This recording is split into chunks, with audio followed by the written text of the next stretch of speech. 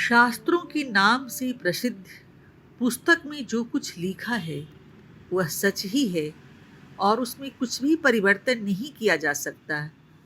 ऐसा कहने या मानने वाले मनुष्य के समक्ष तो पल पल धर्म संकट उपस्थित होता रहेगा।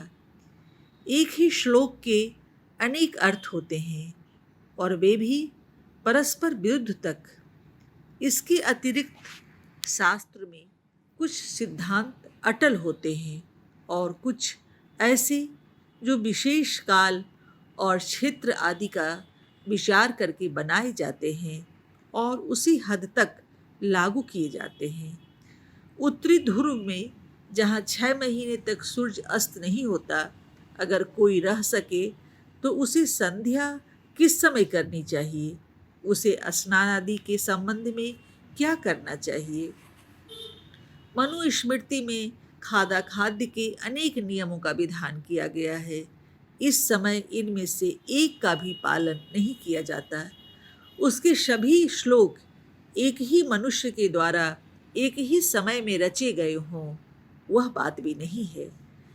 इसीलिए जो मनुष्य ईश्वर से डरकर चलना चाहता है और नीति संबंधी नियमों को भी भंग करना नहीं चाहता, उसके सम्मुख तो एक ही मार्ग है कि जो नीति विरुद्ध दिखाई दे उसको त्याग ही दे।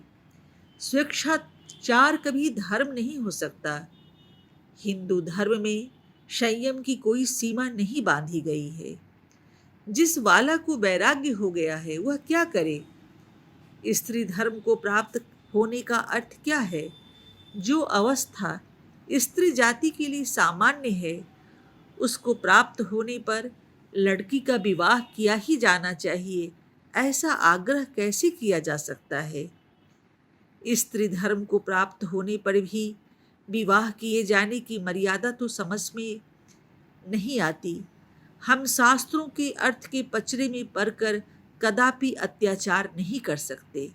जो हमें मोक्ष की ओर प्रवर्तित करे वे ही शास्त्र हैं।